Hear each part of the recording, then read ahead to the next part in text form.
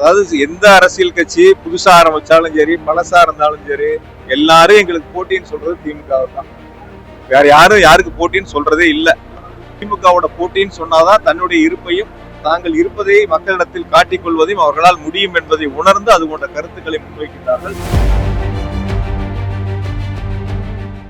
தொடர்ந்து சில அரசியல் இயக்கங்கள், சில அமைப்புகள் கோவில் நிலங்களில் குடியிருப்பவர்கள் அந்த கோவில் நில பிரச்சனைகள் சம்பந்தமாக ஒரு தனிநபர் மதுரை உயர்நீதிமன்ற கிளையில் வழக்கு தாக்கல் செய்யப்பட்டு அந்த நீதிமன்றத்தினுடைய உத்தரவின் அடிப்படையில் அங்கு அறநிலையத்துறை சில நடவடிக்கைகளை எடுக்கின்ற பொழுது சில அரசியல் இயக்கங்கள், சில அமைப்புகள் அவரிடத்திலே போய் ஏதோ அவர்கள் தடுத்து நிறுத்துவதைப் போல ஒரு தோற்றத்தை உருவாக்குவதற்கான முயற்சிகளை தொடர்ந்து முன்னெடுத்து வருகின்றார்கள். இன்று காலை அவர்கள் எங்களை சந்தித்தார்கள்.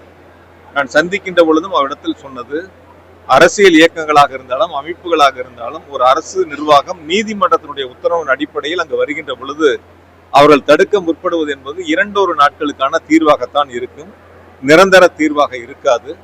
உங்களுக்கு நிரந்தர தீர்வை ஏற்படுத்தக்கூடிய வகையில் மாண்பு முதலமைச்சருடைய வழிகாட்டுதலோடு அரசினுடைய உயர் அதிகாரிகள் அதற்கான நடவடிக்கைகளை முன்னெடுத்திருக்கின்றோம். அதை தொடர்ந்து நான் கண்காணித்து வருகின்றேன். அதற்கான பணிகளை முன்னெடுத்திருக்கிறேன் என்று அவரிடத்திலே தெளிவாக சொல்லி இருக்கின்றேன்.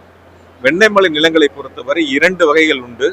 ஒன்று யூடிஆர் மூலமாக அவர்கள் பட்டாக்களை பெற்றவர்கள், மற்றொன்று இன்றும் கோயில் பெயரிலேயே இடம் உள்ளது, அந்த இடங்களில் குடியிருப்பவர்கள். ஆகையால் யூடிஆர் மூலமாக பட்டாக்களை பெற்றவர்களுக்கு எந்த விதமான அரசின் மூலமாக வழங்கக்கூடிய அந்த பட்டாக்கள் எந்த விதமாகவும் ரத்து செய்யப்பட மாட்டாது.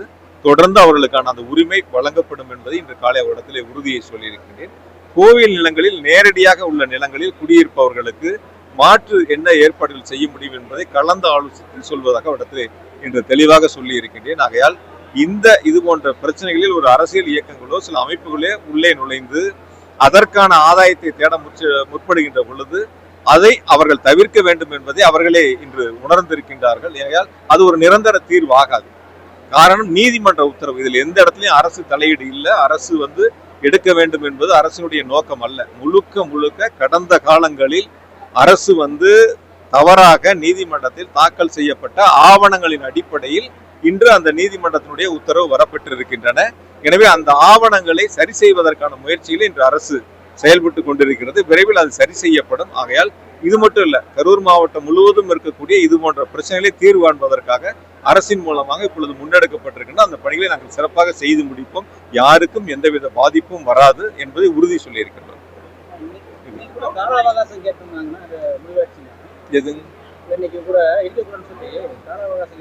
அதுதான் இன்னைக்கு காலையில அவங்க பேசி இருக்கிறாங்க. அதுல 2 வகை இருக்கிறது அவங்களுக்கு தெரியும். நானும் அவங்ககிட்டயும் சொல்லி இருக்கிறேன். அடுத்த கட்டம் நம்ம என்ன எடுக்கலாங்கிறதையும் அதிகாரிகளிடத்துல பேசி அதிகாரிகள் என்ன சொல்லுகிறார்களோ, நீதிமன்றம் என்ன உத்தரவிடுகிறதோ அதன் அடிப்படையில் அடுத்த கட்டமாக நாம வழக்கறிஞரிடத்தில் பேசி நீதிமன்றத்தை எப்படி நாடுவது என்பதை அவர்கள் கலந்து ஆலோசிக்கலாம் என்று சொல்லியிருக்கிறார்கள். தவுட்டுப்பாளையம் கதவணை கடந்த காலங்களில் தொடங்கப்பட்டிருந்தாலும் கூட இந்த 4 ஆண்டுகளில் அதற்கான நிதிகளை கொடுத்த முதலமைச்சர் மாண்பு தளபதி அவர்கள் வெறும் அவங்க தொடக்க விழா மட்டும்தான் நடத்தினாங்க. தொடர்ந்து 4 ஆண்டுகள் அதற்கான நிதிகளை கொடுத்து பணிகள் நிறைவு பெறக்கூடிய நிலையில் இருக்கின்றன. கூடுதலாக இப்பொழுது திட்ட மதிப்பீடுகள் தயார் செய்யப்பட்டிருக்கின்றன. அது நிதித்துறையினுடைய நிர்வாக ஒப்புதலுக்கு அனுப்பப்பட்டிருக்கின்றன. நிர்வாக ஒப்புதல் கிடைக்கப்பட்ட பிறகு விரைவாக அந்த பணிகள் முடிக்கப்பட்டு முதலமைச்சருடைய திருக்கரங்களால் தவுட்டுப்பாளையம் தடுப்பணை பயன்பாட்டிற்கு கொண்டு வரப்படும். அடிஷனல் ஃபண்ட் கேட்டிருக்கிறாங்க. அது பைனான்ஸுக்கு போயிருக்கு. இப்ப சாங்ஷன் ஆயிரும். சீக்கிரம் முடிஞ்சதுக்கு அப்புறம் அந்த வேலையை முடிச்சிருவாங்க. சீக்கிரம் முடிச்சு சிஎம் திறக்க போறாங்க. கலெக்டர் சார் இருக்காரு. அதனால அரசியல் வேண்டான்னு பாக்குறேன் நானு. அதாவது எந்த அரசியல் கட்சி புதுசா ஆரம்பிச்சாலும் சரி, பழசா இருந்தாலும் சரி, எல்லாரும் எங்களுக்கு போட்டின்னு சொல்றது திமுக தான். வேற யாரும் யாருக்கு போட்டின்னு சொல்றதே இல்லை. காரணம், அந்த அளவுக்கு மக்கள் மனதில் நிலைத்து இருக்கக்கூடிய இயக்கம் திராவிட முன்னேற்ற கழகம். ஒரு நேர்மையான ஆட்சியை, மக்களுக்கான ஆட்சியை முதலமைச்சர்கள் வழிநடத்தி கொண்டிருக்கின்றார்கள். அந்த வகையில் அவங்க திமுகவோட போட்டின்னு சொன்னாதான் தன்னுடைய இருப்பையும் தாங்கள் இருப்பதை மக்களிடத்தில் காட்டிக் கொள்வதையும் அவர்களால் முடியும் என்பதை உணர்ந்து அது போன்ற கருத்துக்களை முன்வைக்கின்றார்கள். எங்களை பொறுத்த வரைக்கும் நாங்கள் கலெக்டர் சார் இருக்காரு, அரசு நிகழ்ச்சியா இருக்கு. இருந்தாலும் நீங்க கேட்டதுனால நான் சொல்றேன், 2026 சட்டமன்ற தேர்தலை பொறுத்தவரை மாண்பு முதலமைச்சர்கள் தான் 2வது முறையாக தமிழ்நாட்டில் மாபெரும் வெற்றி பெற்று ஆட்சியை அமைப்பார்கள். அதற்கு மக்கள் தயாராக இருக்கின்றார்கள். அதனால வரக்கூடிய ஒரு புதிய கட்சியா இருக்கட்டும், பழைய கட்சியா இருக்கட்டும், அவங்க எல்லாம் வாக்கு எண்ணிக்கை முடிந்த பிறகு நீங்களே பாருங்க, எவ்வளவு வாக்கு செய்து அவங்க வாங்கி இருக்கிறாங்க, எவ்வளவு அவங்களுடைய பர்சன்டேஜ் இருக்குங்கிறத நீங்க பொறுத்து இருந்து பாருங்க. முழுக்க முழுக்க அரசுங்கிறது நீங்க பாத்துருக்கீங்க. இது மாதிரி ஒரு அரசாங்கம் நடந்திருக்கா? முதல்ல மகளிர் உரிமை தொகை கொடுக்கறாங்க, விடுபட்டவங்களுக்கு திரும்ப மனுக்கள் வாங்கி அதையும் கொடுக்கறாங்க, அதுக்கப்புறம் விடுபட்டவங்களுக்கு திரும்ப மனுக்கள் வாங்கி கொடுக்கறாங்க. இப்ப அதுல விடுபட்டவங்களுக்கும் மேல்முறையீடு செய்யலாங்கிற ஒரு வாய்ப்பு முதலமைச்சர் கொடுத்திருக்காங்க.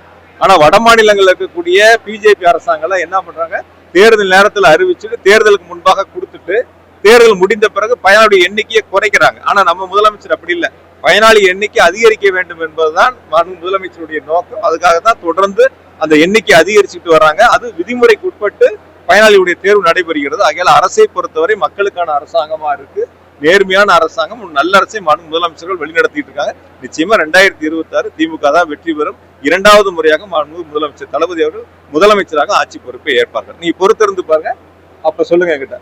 செய்திகளை உடனுக்குடன் தெரிந்து கொள்ள கீழ்கண்ட கேபிள் மற்றும் டிடிஹெச் நெட்வொர்க்குகளில் எம்நாடு செய்தி தொலைக்காட்சியை காணுங்கள். பாதகம் செய்பவரை கண்டால் நாம் பயம் கொள்ளலாகாது பாப்பா. மோதி மிதித்து விடு பாப்பா, அவர் முகத்தில் உமிழ்ந்து விடு பாப்பா. அண்மை செய்திகளை உடனுக்குடன் தெரிந்து கொள்ள இணைந்திருங்கள் எம்நாடு தொலைக்காட்சியுடன்.